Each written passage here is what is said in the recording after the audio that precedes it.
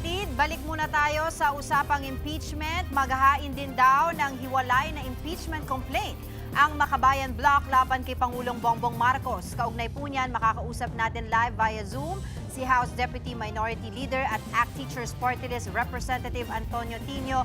Magandang umaga po sa inyo, Kong. Kong? Good morning to you. Can you hear me okay? Yes. Okay. Kung magandang umaga po, ano pong grounds itong ihahain yung impeachment complaint laban kay Pangulong Marcos?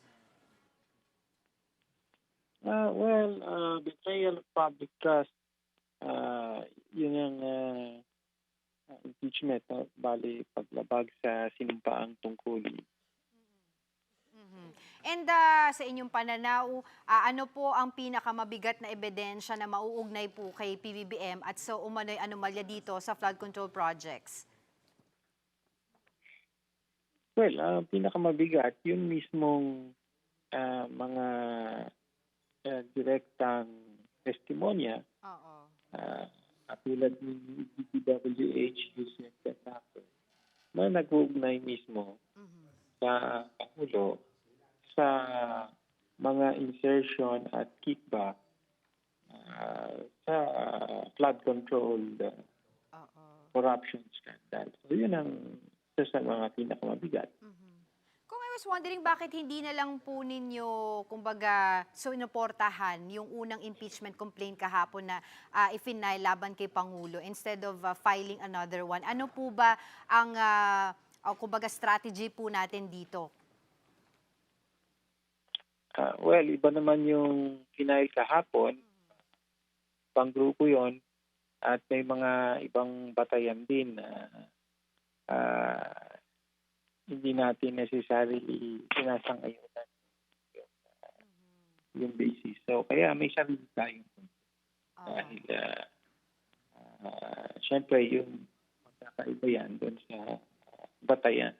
Ano yung mga impeachable acts na tinutukoy doon. Nakikita niyo po bang uusad at makakakuha ng sapat na numero itong impeachment complaint laban kay PBBM, knowing na alam naman po natin ang House ay constitutionally mandated to act on the complaint, pero ang leader po o ang pinangungunahan po ng Rules of Committee ng Chamber ay si Representative Sandro Marcos na anak po ng Pangulo. Of course, wala tayong ilusyon na magiging madali ang impeachment ng Pangulo, given nga na numbers game ang impeachment at hawak pa rin ng mayorya ng mga taga-suporta ng administrasyon. So, uphill battle yan, alam natin. Pero ang nakabatay sa paninindigan natin na may solid na basis at magkakaroon ng suporta pangunahin sa mamamayan, sa publiko, at yun ang dapat na kilalanin nung bawat kasapi ng Kongreso. And kailan po ninyo planong ihain itong impeachment complaint laban kay PBBM? Kasi may mga naririnig po tayo na baka daw po idiretso na itong unang impeachment complaint sa Committee on Rules. Soon, parang hindi given na meron ng mga rules about kailangan may isang impeachment proceeding lamang sa isang taon. So, kailangan ma-file ito na hindi matagal. Okay. So, while we are waiting doon po sa MR sa Supreme Court regarding naman po dito nga sa impeachment laban kay VP Sara, ang inyo po bang grupo ay may planong maghain din ng hiwalay na reklamo laban sa kanya, or mag-aantay na lang din po kayo muna ng desisyon ng Supreme Court regarding this MR? Nakaantabay tayo sa desisyon ng Supreme Court. Of course, gusto natin na ma-resolve agad ng Supreme Court or sa lalong madaling panahon. Pero handa rin naman tayong mag-refile ng nakaraang impeachment complaint, no? Kung kinakailangan. And ano po yung masasabi po ninyo kung doon sa mga ibang nagsasabi na itong mga impeachment complaint na ihain laban kay Pangulong Bongbong Marcos at kay VP Sara ay just to ignite the fire sa mga tao po, no, sa mga kababayan natin na lumabas ulit sa kalye?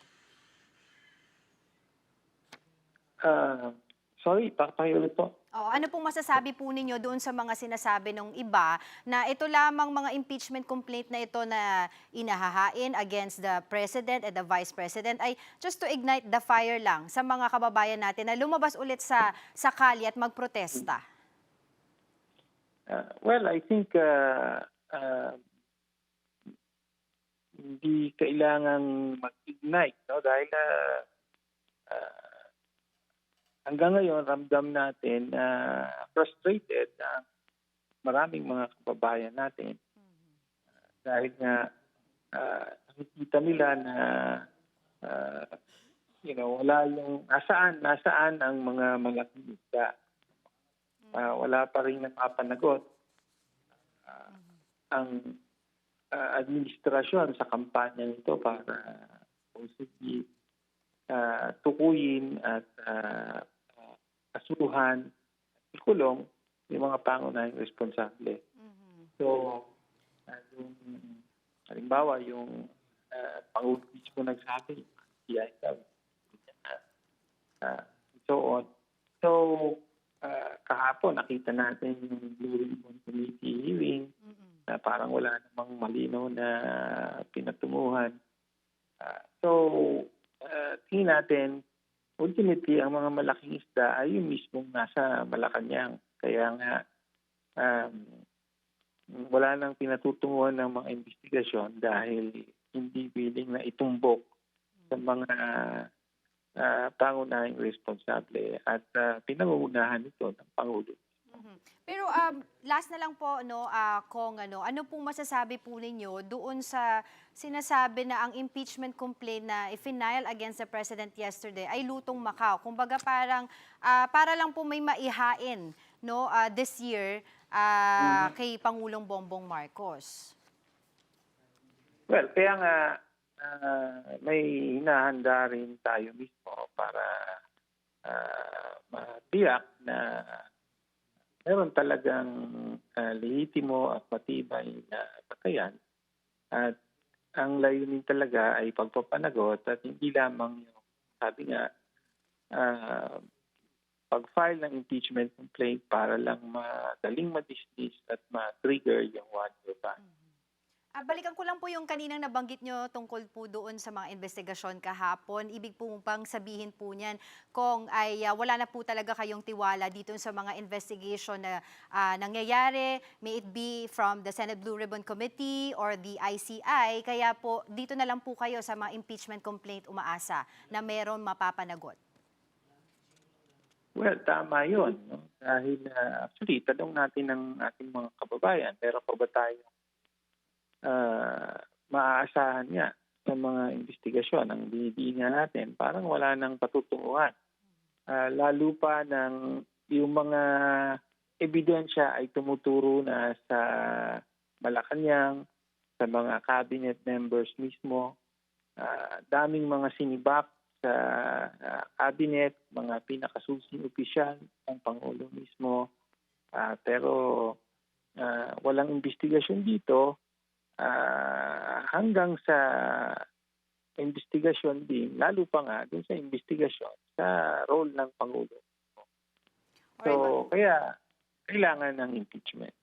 Alright. Alright po, maraming salamat po muli sa inyong oras. Patuloy po kami makikipag-ugnayan sa inyo. Maraming salamat, ACT Teachers Party List Representative Antonio Tino. Mga kapatid, Angela Lagunsad Castro po para sa komprehensibo at makabuluhang balitaan at talakayan. Mag-follow at subscribe na sa social media pages ng News 5.